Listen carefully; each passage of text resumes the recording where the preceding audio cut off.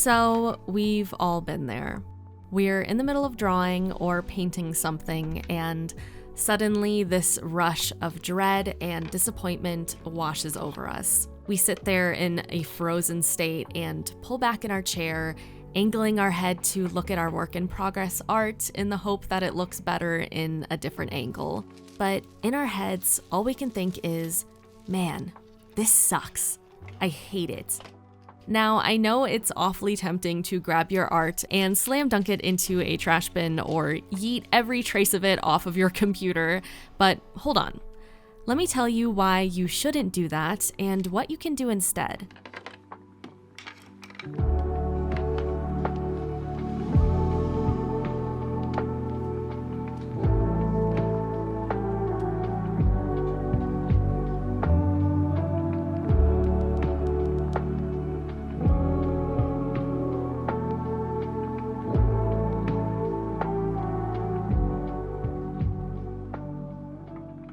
You can either take this advice literally or figuratively, but I want you to finish that piece, see it through to completion, and keep it somewhere where you can always see it.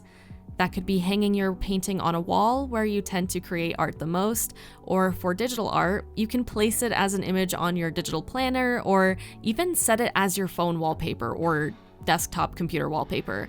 Whatever you do, keep your art and make sure it's easily accessible. I'm not saying you should do this to torture yourself, but I want you to use this art as a guide rather than a source of frustration. The cycle of hating your art is a vicious thing. It manifests itself the moment we clock any ounce of distaste in our creative process and moves with us until we finish the piece. It can hinder our growth, stifle our creativity, and make us less likely to take risks when we make art. This goes for any type of art, by the way, whether you're a visual artist or even a musician. Hating the art that we create can feel so isolating. We see all these incredible creatives on social media and think, why can't my art look like that? Why can't I be creative like them? Why can't I be as popular, as talented, as trusting of my own abilities as them?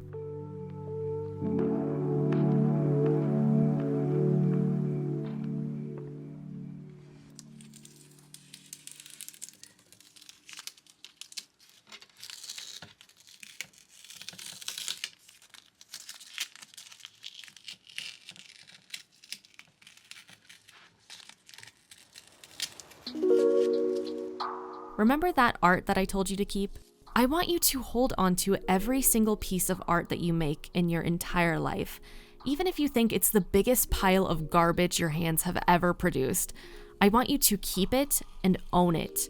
The more we create, the more our muscles develop this thing called muscle memory, where we slowly but surely have this sense or this know-how to call back to what we've learned and apply it to any action we're taking in the present. It's like riding a bike, except the bike is soaring off a cliff and we need to decide whether we want to draw wings to fly or a ramp to carry us across. Weird analogy, I know, but stay with me on this one. If we erase any art we deem unworthy, where does all that muscle memory go?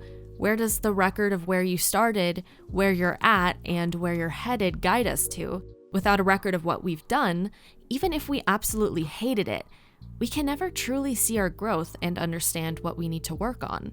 So let's figure out what steps we need to take to hate our art just a little bit less. Let's say you have this artist who you look up to so much, which most of us do, and you want to be just like them. This might feel embarrassing, but let's compare your art with their art side by side. I'll show you what I tend to do. Here's art by an artist named James Jean, who I absolutely adore, by the way. And here's my artwork. I'm sure we can all tell that there's a difference in skill between his level of artistry versus mine. His lines are cleaner, his work is a lot more concise and masterful, his choice of palettes are a lot more dynamic, and the stories that he tells in each of his pieces are more imaginative. It sounds like I'm just roasting my own art, but knowing what you want to improve upon in your work is so important for growth. I'll compare my art progress with an art piece I did back in 2022 versus a piece I made now, just a few weeks ago. See the difference? I applied the things that I noticed from the work of artists who inspire me, like James Jean, Illumi, or Yoshitaka Amano, stuck a pin in the exact improvements I wanted to make, and used that as a guide to study their works, develop my techniques, improve my mental library, and expand my creativity to make it my own, especially after applying that technique to transform my body of work.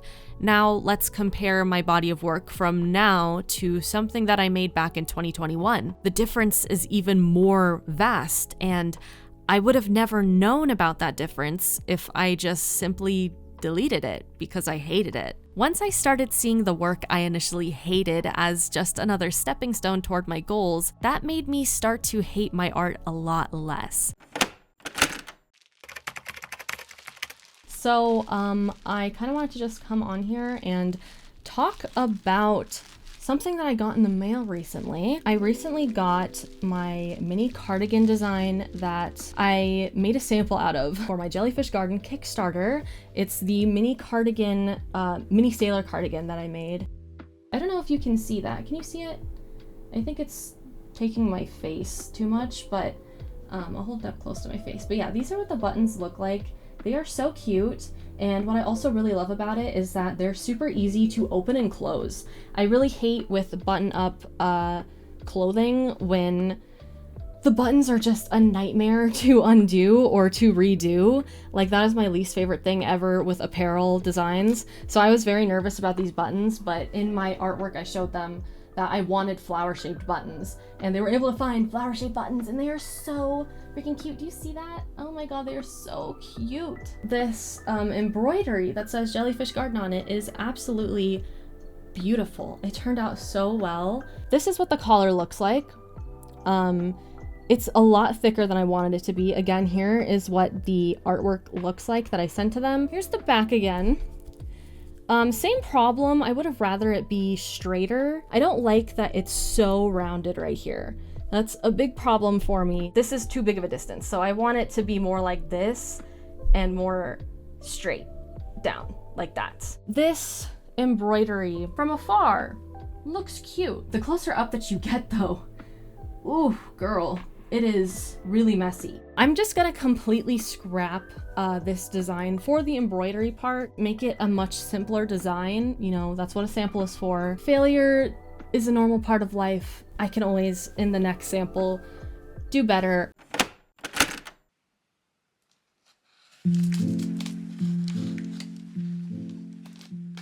If a piece wasn't going exactly the way I wanted it to, or wasn't coming out how I envisioned it in my head, I would just allow myself to see it through, compare it to where I would like to be with my work, and pinpointed what steps I would need to take to improve in those areas. I would also just like to mention that not all your art needs to be perfectly placed stepping stones in the right direction at all times. It's good as an artist to exercise your hands and just create for the sake of creating. Even if it isn't a perfectly formed outcome, your doodles are actually way more meaningful than you think. Every stroke of your pen is guiding you towards a better understanding of what art can look like for you. Your work can sometimes look silly or imperfect, but letting go of the need for everything to look amazing 100% of the time will open a lot of doors for more bold, creative, and loose work that will surely lead you in the right direction. When I talk about hating your art, what's the first thing that comes to mind? Is it a specific art piece you created that you think of? Is it a skill you feel you lack in?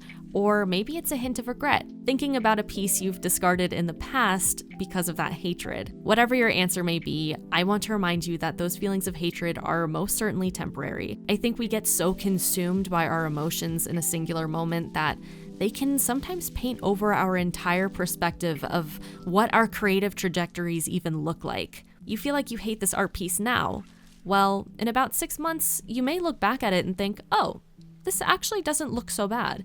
Why did I judge it so harshly back then? Imagine if you had thrown that piece away and never got the chance to find redemption in it. I think that's what breaks my heart the most about how a lot of artists view their work.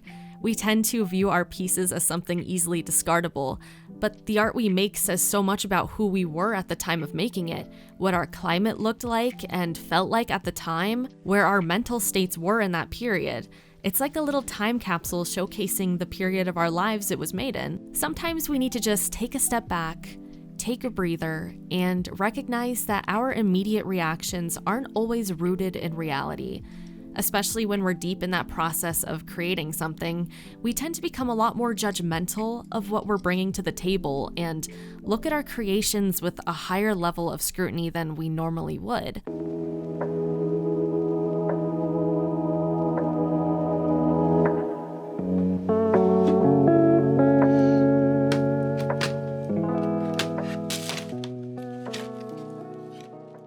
My biggest takeaway in realizing that hating my art wasn't actually helping me in any way was the realization that it was actually hindering my growth even more.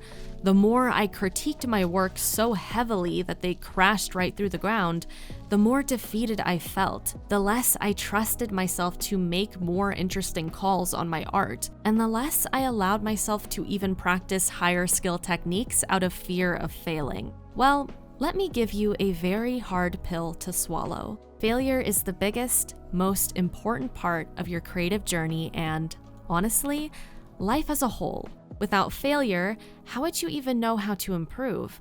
How would you even know what growth means? It sounds very ideal to just walk through our creative journeys with everything moving seamlessly, but realistically, the path of creativity is treacherous, and you'll encounter so many instances of feeling defeated. I'm not saying this to scare you, but I want your understanding of this concept to invigorate you. Rather than allowing your art to knock you down, formulate a plan to get yourself back on the right track. Share your work with fellow creatives and ask for constructive critiques. Or if that scares you, use the method I taught you earlier and learn how to critique yourself. But whatever you do, don't destroy the foundations of your previous art that are helping you reach your goals right now. Those are going to serve as your pillars and what you'll always look back on to record your progress. I think we as artists also need to start taking ourselves and our work a bit more seriously, not in an uptight, elitist kind of way, but in more of a kind way to ourselves and to our body of work. The language we use to describe what we create can affect the energy we inject into each piece so much more than a lot of us even realize. I see a lot of people refer to their art as being trash, rough, ugly, lame, unworthy, etc., and it genuinely breaks my heart. The more we infuse our work with this kind of language,